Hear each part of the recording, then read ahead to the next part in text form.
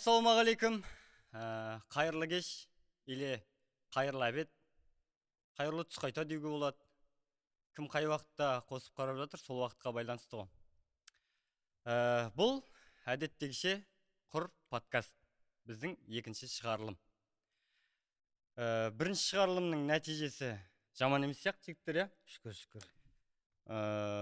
Сол бірінші шығарылымда болған қызық жағдайлар, жалпы сол сәтті қолдаған жандар, сіздерге үлкен рахмет.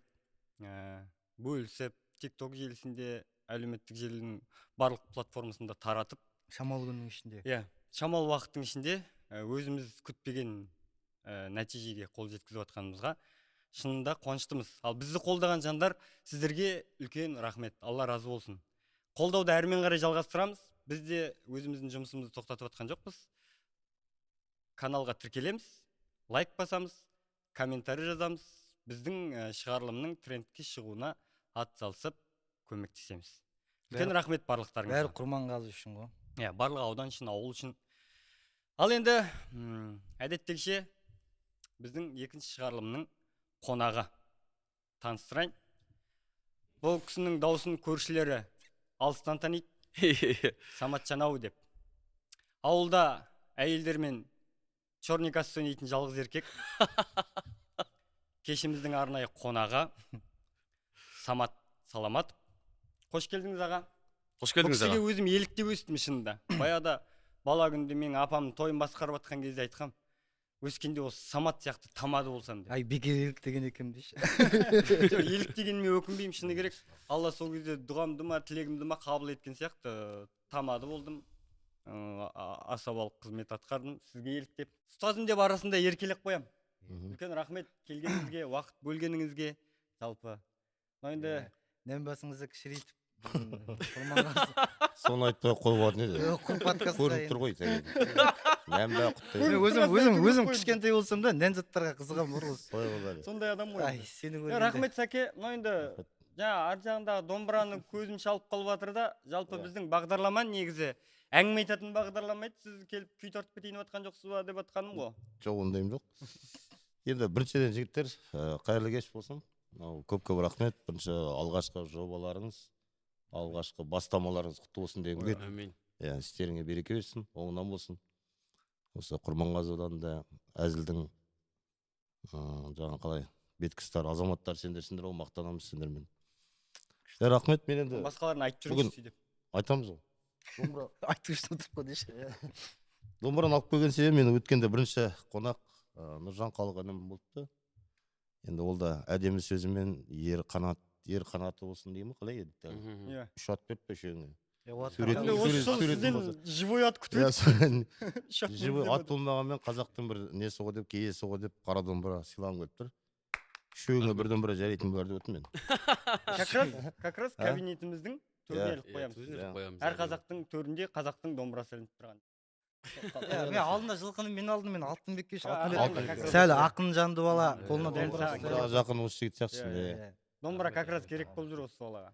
Рахмет, әдемі екен. Өзіңіз сияқты мықты күйші болайық, домбырашы болуға үлкен рахмет. Аға, жолыңызды берсін. Қош келдіңіз.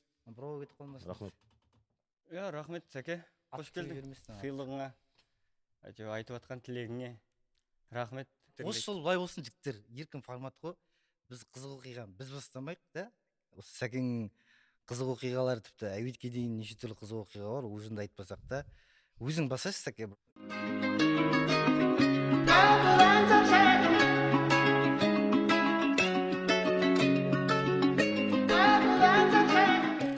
Мен баяғы Нұрғазы дейтін досым бар ғой, танисыздар. Сонымен баяғыда енді мен көп той басқарып жатық қой. Нет арасында неге барып тұрамыз? Россияға. Сол жақтың қазақтарының тойын атқарамыз. Сон бір күн кеште той бітті, аппарат жинап, қасымыздағы оператор жігіттің машинасына салып кетті. Нұрғазы музыкант, мен дамады, екеуміз қалып қойдық аяқта. Россияда, иә. Мен Нұрғазыға лепшіген адам. Астықын көрейік деп бастықын білмеймін. Ой, ит болды қой, көргеніміз құрсын ана жерде. Орысша жақсысы ғой сіз бұлай. Екеуміз де тұман ғой енді орысшаға. Ой алла, тым жоқ тым. Орысша не var? Россияны соны ит болып өлуге жеттік ана таможняға бар ғой Россияның. Сол жерге келіп тұрсақ, енді ары қарай сендердің машиналарың жоқ деп өткізбейді бізді. Өзіміз жаяу келіп тұрған адамбыз ғой, бізде жаяу кетіп. Сендер жаяу жүрсіңдер ме? Жаяу жүр, жаяу. Ана біреудің машиналарының, енді машинамыз кетіп қалды ғой. Анда тойдан бітіргеннен кейін аппарат жөніп кетіп қалды оператор. Екеуміз қалып қойып, енді бара жатқан адамға ауылға қарай. Соны таможняға келіп, осым бір 2 сағаттай тұрған бармыз екеуміз. Не машина алмайды, не ешкім түсінбейді, ешкім танымайды екеуміз. Сонда таможняны жаяу өткізе алмайсың, короче. Жаяу өткізбейді, короче. Тек машинаң болса, сол Велосипед болу керек, машина кем арқылы, дегенде. иә. В общем, бір техника ішінде болу керек. Бір-бірлерің арқаларыңа отырып күтпетсіздер ме? Қызық қылды, Нұрғазыға айтамын, сен ғой енді басшы. Қаши бағана орысша сөйлеп жүрген.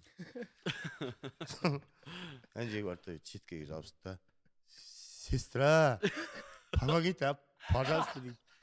Если машина будет, помоги, пожалуйста. Мә, ана жерде бізде тыңдап та ешкім жоқ. 3 орыс қыз, беттер темекі тартып дейді. бір-біріне қарап қарқылдап келеді, екеуміз жаңағы маймыл сияқты ғой жерді істетпей. Ой, мен айтамын, қойшы қарай кетіп болмай жақсы болды қазір. Түсінді деп анаған ба, кері былай алып кетіп өтір. Оның түсініп жатқан Нұрғазы жоқ, сестрады қоймайды. Мен тұрам, қойшай досым. Сет қызық болған айтты. Шүйт дегенде өткізіп, анағында түрімізде аяғым бұлар еді.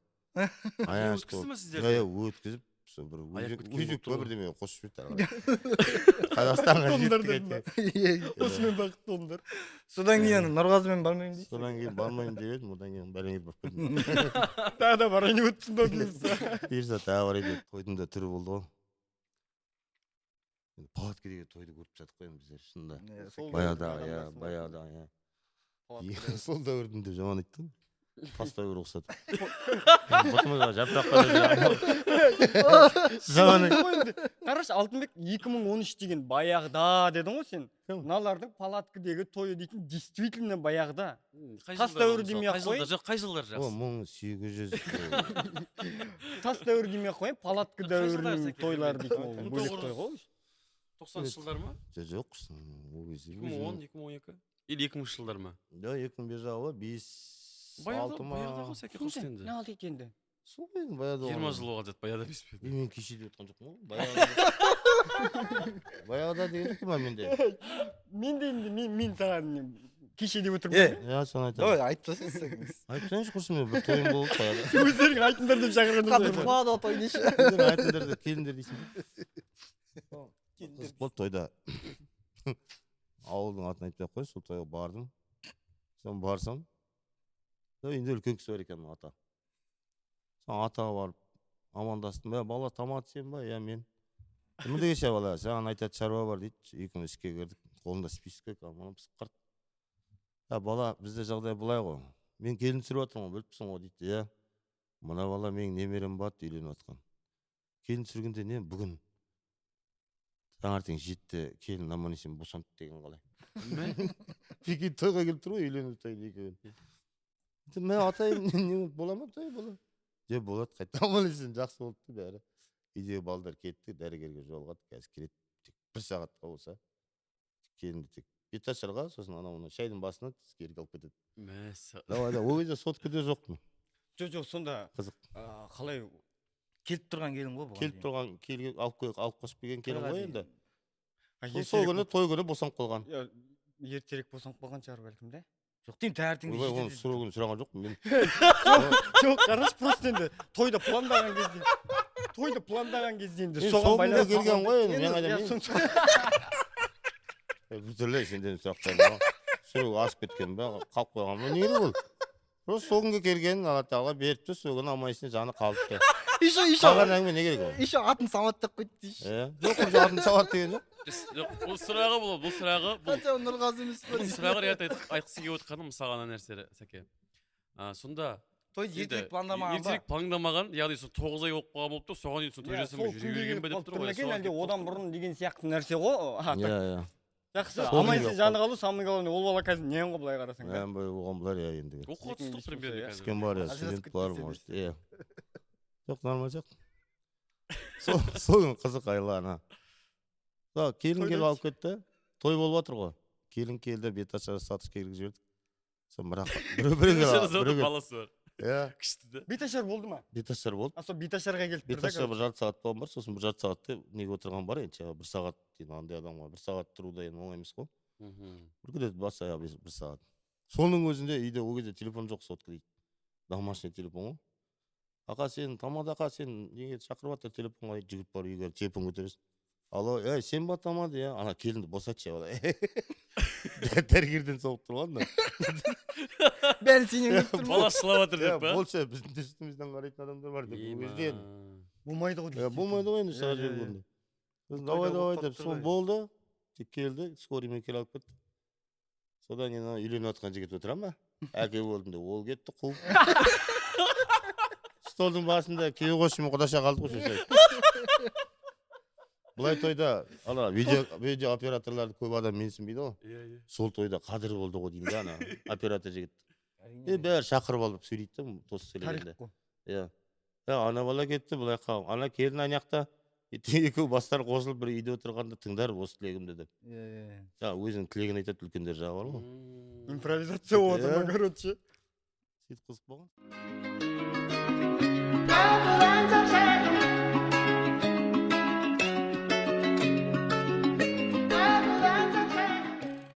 Жаңағы Самат бар, Ренат бәріміз бір көрініс ойнау керек, біз той туралы көрініс. Ішінде мен кішкентай бала болам. Самат менің үшім үлкен кісі болады, короче. Сосын анкор дейтін бар тағы. Тойда оқиға тост сөйлеп жатады да, бүйтіп тамададан алып жатты. Үлкен тұрып кіші сөйлегеннен без анау мынау дейді де, мә баста деп маған беріп қойды. Короче, мен ана жерде кішкентай баланың рөлін ойнап тұрмын. Сәке есіңде олар. Ол бірақ эфирге шыққан жоқ. Андай шутка ғой, короче. Тост айтайын деп тұрмын, бірақ андай әңгіме айтамын. Аю отыр партада, екі қолы қалтада деймін. Мен ұмытып қалуым керекпін сценарий бойынша. Сосын Сәкең тұрып, мен құлағыма абай сабақ сұраса деп айтып жүру керек. Негізі айтып жүру керек солай. Сосын мен ары айтып кету керекпін. Күтіп отырсың ғой соны. Иә, Тұрсынбек Қабатов бар, редакторлары бар. Бәріміз ойынның алдында ойнайын дедік, жаңа көріністі. Сәкең тұр, анкор тұр, жаңағыдай басталып кетті. Мен тұрдым да, аю отыр партада, екі қолы қалтада деп, Самат құлағыма келіп, апаң үйде ме дейді. Апаң үйде ме деген несі? Апаң үйде ме? Сен де тәпақтым қолысың соған қарағанда. Мен де есіне түскен ойынша көмектесіп жатқан Ой ғой. алла. Апаң үйінде ме десем, көзі бақырайып қарайды. Олай емес болды ғой. Қойшы Сәке, именно сол тақпақты любой положениеде сұраса айтып тұра аласың ғой. Андай неде ұмытып қаласың ғой, андай Қиын қақталып. таппаға берсін тұрғанда. Аузыңда ұмытып қаласың шын. Жалпы Сәкеңді бүткіл Құрманғазы білетін шығар. Сәкең театр актері ғой, талай жас. Режиссер ғой. Қазір режиссер, иә. Мен актер ретінде танымын бұл кісіні. Шынында бар, әтті көзге жас алдырған Сәкең ойнағандар былай қарасаң Сәкең жылатады деп айта алмайсың ғой. Театрдың есігін бір ашып қарасаңызшы деп жатырмыз ғой. Иә, бір театрмен де талай гастрольге, гастроль қазақша қалай еді. Айта бершейік. Іссапармен енді баяғы біздің енді баратын Голливуд балғыдық сүйіндік қой енді. Иә. Голливудымыз ба? Біздің Голливуд Талай адам арманы ма? көтеріп кеткенде сол жаққа көк шаң етіп алып барады. Сол жаққа барып, ана елді мекендер бар ғой енді ол жақта да. Сосын бір ауылға барсақ, клуб жоқ екен, мектептің спорт залы екен. Жаңғырық. Сайын біздер жаңа бір соғыс туралы алып бардық. Соғыс жайында енді. Соң барсақ, сахна дейтін жер жоқ, бір нән аңғалдай не ғой, спорт залы. Жаңғырып атышы. Күндіз бардық. Соң көрермен жоқ, кілең кішкентай болды, оқушы балдардың бәрін жігіп отырғызып қойды. Ана соғыс туралы түсініп жатқан бір адам жоқ ана жерде. Балдар өзім шулап ойнап жатыр деймін.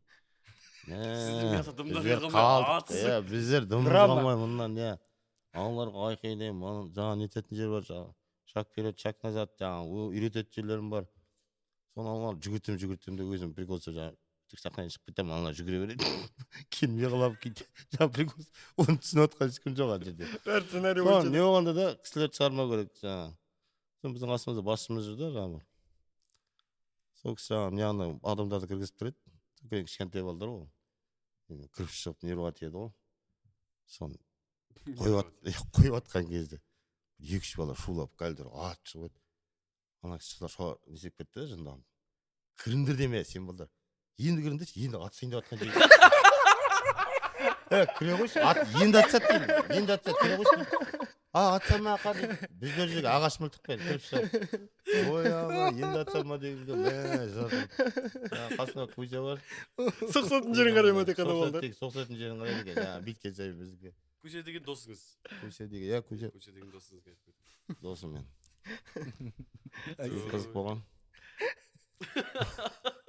Ана сияқты болды ғой, сериалдардың кішкене келеді, сол жерін қарайды екен. Кірдеймін. Атсат жеріне енді келіп жатыр. Шынымен де баламыз ғой, бәрімізді кино қараған кезде тек соқсатын жерін қарайсың ғой. Сол жақта. Орысша дым түсінбейді. Баяғыда кассетаның кезінде ғой, видик па не солай кассета салып қарайды. Ана бірінші сериясы біткенде екінші кассета ма екінші жағын айналдырып салады ғой. Бәріміз нашымыз неде кино қарап отырып, короче. Нашым тек қана үлкен кісілер басады ғой, ананы құттай олар жақындамайды. Бүлдіреді ғой олар. Бүлдіресің ғой, короче. Сон алтта екінші сериясын қарау керекпіз ғой, анау кассет салған жоқ, әңгіме айтып кетті ғой. Ұзақ айтып кетті әңгімені. Киноны қарағымыз келіп отыр ғой. Нашым баласы бейді ғой. Папа бұл чиш басталып кетеді ғой.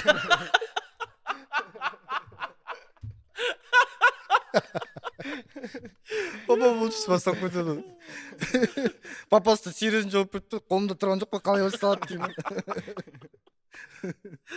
Ой Алла. Сәке, сен бір DVD жайлы әңгің бар ғой, Сәке, айтыстан шығып DVD енді шығып атқан кездер ғой. 2-нің бірінде жоқ кездер ғой, Сәке, да?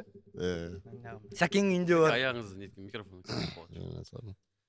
Бүкіл ауылда Аяққа да микрофон қойып қойыңдар ма дейші. Өзі DVD. Жалғыз сіздің үйде. Әркім үйде жоқ, ең бірінші шығып атқан кез ғой, DVD деген. DVD бар үйде кәм жамай айтады ол кезде дейтін. Бай сияқты ғой. Бай көрінеді. Бай тұрамыз біз. 4 тауығымыз бар деген сияқты ғой. Сондай кез, сол бір неге жұмыста жүрік. Кликпен анарып көр, анкор. Сол сенде DVD бар ғой, Сәке ала қояқшы деді ол. Мен ойдадым жоқ қа. Давай деп мен де андай шалып көріп. Үйге кіріп кеттім осы, үйге кіріп кеттім де. Жаздың кезі ғой енді. Коридордың терезесі ашып тұр екен. Үйде әйелім жаңа анам жүр жаңа. DVD-ді алып кетуге келдім де кіріп келіп бар ғой мен. Екеуі жан жақтан. Қайда басты? Айқайды басты ме? Сөйткен жаңағы. Анкорлар естіп тұрған біліп тұр мен де ажанды уже.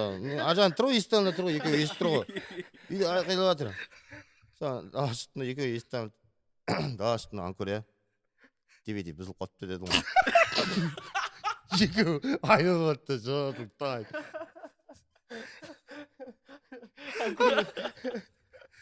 Йо, баяғыда шынымен де болды ғой ондай кездер. Солай бар дейді. Анкор. Солай бар. Дауыс естіп тұр ғой. Анкор сосын артын айтты ма? Сен тілек жаман айтты деймін. Айтқан болып тұр примерно. Бұзат олар бірдеңе қайдалып батсын. Артынан сен тілек жаман деп жатыр дейді. Анарөкті әңгімесі сол. Нағыз ет десем, оңбаған екен. Оңбаған адам екен де айтты.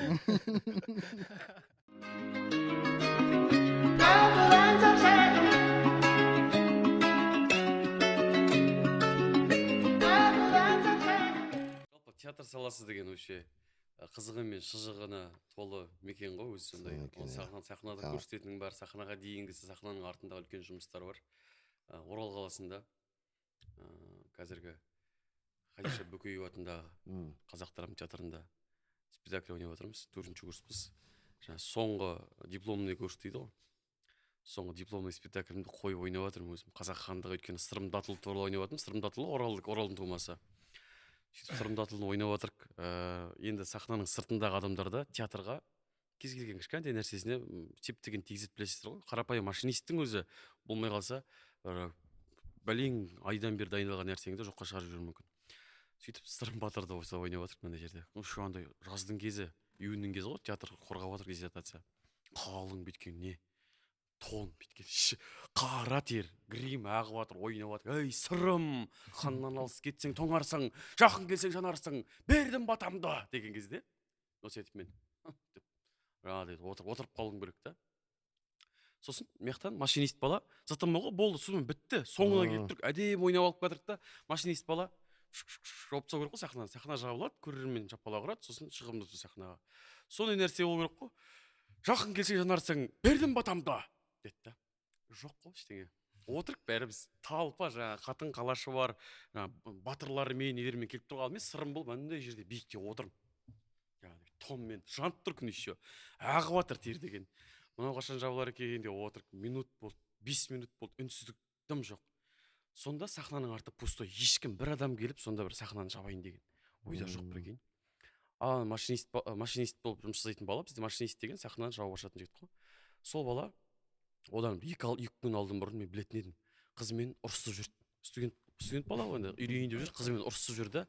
Сөйтіп ол бүкіл театрға үлкен несін қойғанда, өзінікін телефонмен сөйлесіп, мияқта қызымен өзіміз әулие болып жүр. Қызымен премьерін Ал татуаж мен мияқта сырым датылын ойнап отырмын, ойлашы, қара терге түсіп отырмын осы сырым датылын ойнап. Кеттіған жаққа деп таймайсыңдар ма?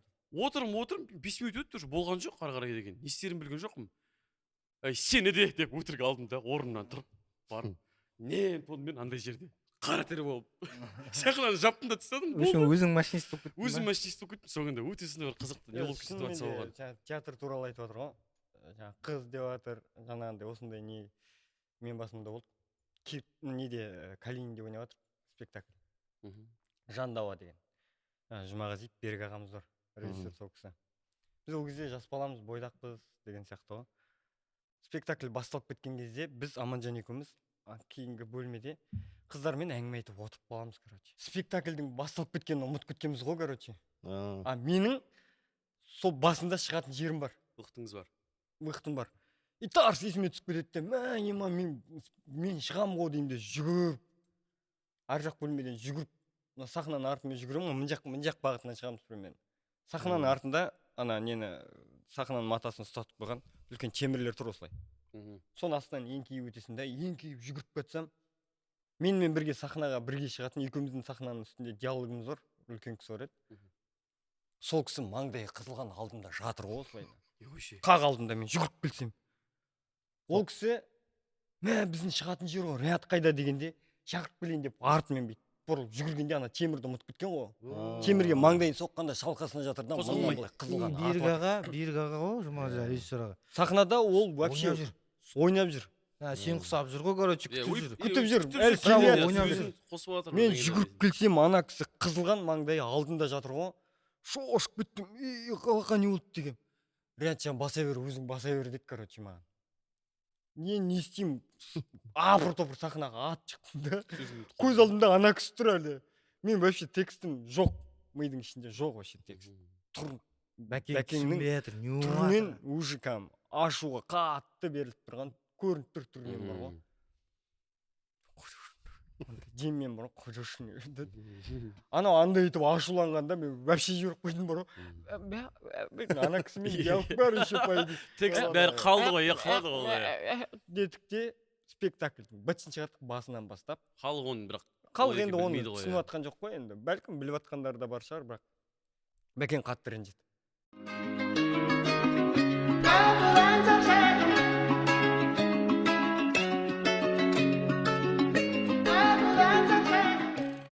Беташар айтқам, баяда. Қуаныш екеуміз көзер жаңа. Музыкант, өмір өлең айтып көрген жоқпын осы шаққа дейін. Жігіт Сұлтанды айттың ғой. Иә, ол бектің келе ғой, студент кез емеспін. Соң қызық қой, тойда не болып жүрмін, тамада болып. Жаңа Қуанышқа айтамын ғой, Беташар ғой. Беташар бастап кетті. Ол да бір қырсық ұстап қалды ма, бір екеуміз не алмай қалдық. Келмей жатыр ол, короче, уақытында. Баста да болмайды, ал же еріп, ана жынданып, домбыраны ал же. Өзім мынандай жерде тұрмын сахнада. Ескі клубта бар ғой. Қонақтар андай коридорда тұр. Колонка сояқта тұр. Той клубта болып отыр. Той клубта болады.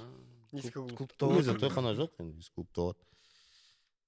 Соны домбыраны тартып білемін ғой енді. Беташар тың айырып тұрмай. Айқайлап бастап қалғанда шошып кеттім өзім бағанда. Ай дейтін сондай мақам айтылатын яқсам. Деп жоғарғы дауысты бастап кеттім ба. Деп айқайлаймын, жетпейді. Бәрі әуде деп отыр. Басына деген дауыс. Сондай дауыстар кетті ғой. Мен түсе алмай жатырмын анағыма. Басталмай. Соңғы сөйтіп атқанда кімге құлт Қуаныштың. қуаныш тағы осы тұрған күйінде микрофон ұстай берсін қақты мына алдына барды ғой мен домбырасында тұрып ары қарай жалғастырып кетеді ғой сөйтіп гитаршаны ашып тастаймыз бітіріп тастаймыз содан кейін кешке үйге барғанда үйдегілер айтады ма бағана тойың жақсы болды гитаршаны да кішкене басында не етіп едің соңынан нормально айтып кеттің ғой дейді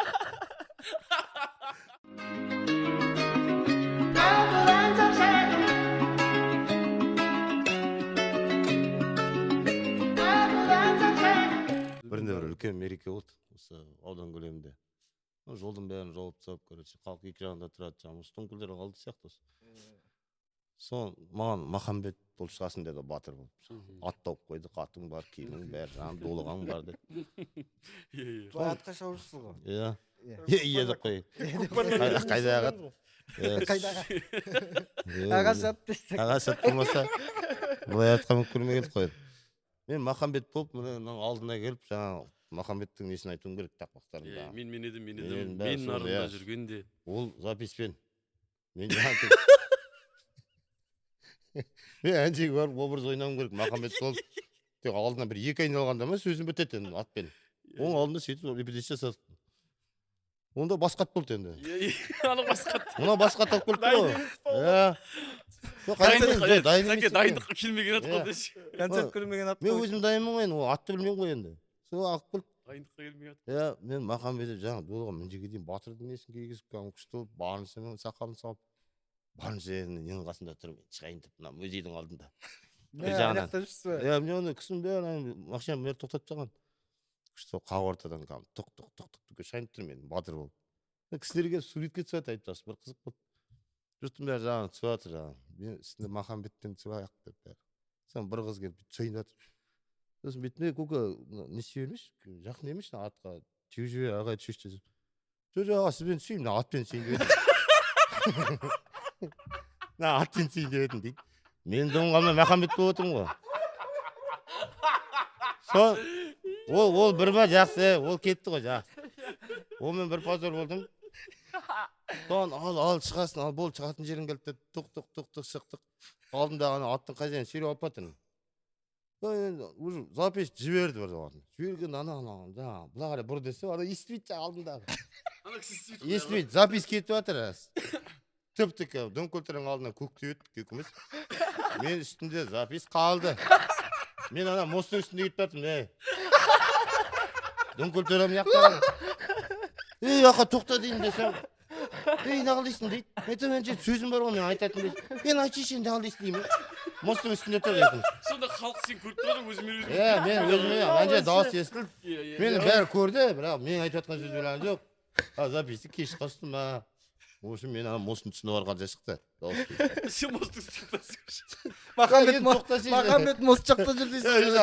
айтамын ба сен ана тоқташы түспейсің түсіп қалайын десем түсіп қал мен кристина кім ғой деймін мен ары қарай кетемін ғой деймін ары қарай кетемін атын алып жатыр екен дейді секіріп түсіп қалып жаяу келген қалай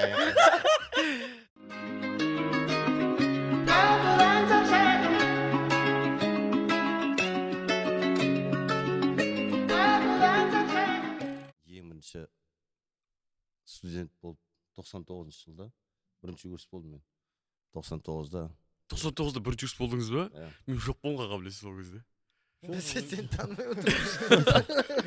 сен көрмейсің бе сен трәстен дейсің бір деген жерде 99-да бардым ауылдан келген баласың қаланы вообще атырауды бірінші рет көріп тұрмын ғой енді мүлде бармағансыздар оған мүлде бармағанбыз жоқ бардым ғой енді жаңағы өзі Дина базар мамаң ілесіп папаң ілесіп барасың анда неге апарады жаңағы қала жүрген жерің қай жерге барып келдің өзің көрмейсің ғой қалалымын мәзсің сонымен келгенсің қолда домбыра қаланың қақ ортасына тастап кеткен ғой үйлер әкеліп жатса академияның общежитияның ортасына жаңағы тек сол жолды білемін тек қана екі ортаға сол қызық болды сол бір күні аузымды ашып жаяу барамын да постоянно сол ойладым маршрутка мініп көрейінші не болар екен деп өзім біліп тұрмын мен маршрутка мінсем адасып адасатыныңды біліп тұрсың ғой иә сосын жаңағы маршрут қай маршрутка қаяққа дейін баратынын білмейді екенмін сосын жаңағы остановкаға келіп қолында домбыра қарап тұрмын нелерге автобустарға неше түрлісі келіп жатыр жаңағы 14 авангардқа барады 12 бақшыға барады жаңағы 30 не жигородок барады деген сияқты ғой иә соған ана автобустың алдына көрсетіп қояды сондай цифрларды. Сол цифрды мен ананың бағасы деп жүрмін. Прикинь, өткенде проезд сондай деп ойлап жүрмін. Прикинь, қожанасырлықта айтайыншы. Сол аузына қарап тұрмын да. Қожанасырлық дейсің бе? бір келсе кетіпсің бе? Жоқ. 12-ші автобус кетір, иә? Артынан 10-ші автобус кетір ғой. Ең арзан отырайыншы деп. Өзінше ақшаңды экономды Иә. адамың ғой. Теңгені ма? Иә. Эконом дейтінде тиын жоқ ол қалта. 2-5 теңге 10 теңге бар қалта 2-5 теңге. Сон ба? Иә, сол мен маршрутқа жетіп қойын деп жүрмін ғой, қайтар жеу керек ғой тек. Мініп қарайыншы деп. Мен оңға аесті ашты барды отырып алдым. Сол отырмын, қаланы аралап кетті ана автобус. Он дейтін ана сырттан айналады екен ғой. Кольцевоймен кетеді екен. Ана ана Отырмын, бір қарасам, қаладан шығып батыр автобус. Шошып кеттік. Мен қайда баруым керек анасы? Академияға бару керек қой. Сол үндемей жыбырлап сұрайын десем, қайда баратынымды да білмеймін өзім. Ұяласың деші. Сол не болғанда да проездімді төлеп қояйыншы деп, жаңағы қалтамда 10 теңгені шығардым да. Біреуден жалғап беріп жегенсің ше, бере қойшы деп. Через кого-то жалып беріп жеген. Терезеге қарап, аузымда ашып отырмын ғой. Иығына түтеді деп келіп. Қараса кондуктор апа. Бала, проезд 20 теңге ғой, 10 теңге беріпсің ғой сен маған дейді. Қалай 10 теңге? 20 теңге ма енді? Еще осы сотқан қалай? Алда 10 теңгеде жас қойсыздар ғой алғады. Қалай жас қойсыңдар дейді. 10 деп жазып тұр ғой алда дейді. Әнжейді маршрутка дегенде күліп жатыр маған ғой. Енді 10-шы маршрутка емес пе енді дейді. Енді 10 теңге өтті жоқпын маған. Ол проезд 20 теңге, анау 10. Әр асылыңқын нелер бар ғой деп. Бар кетті, 10 теңгеге өз жерге дейін келесің деп. Кольцевойдан шығып кеткен қалай. Домбырамды алып, айдалада қалдым, айдалада.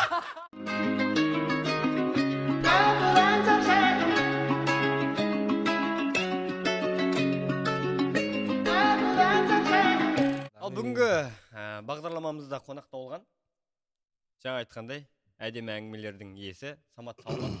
Рахмет аға, Легенда. уақыт бөліп келгеніңе, Рахмет. әдемі әңгімеңе. Жақсы шығарылым болды деп ойлаймын. Жақсы әдемі әңгіме тыңдадық, әдемі күлдік. Құрметті көрермен, сіздерге үлкен рахмет. Каналға жазыламыз, комментарий жазамыз, лайк басамыз. Біздің құрып подкасты қолдаңыздар. Рахмет.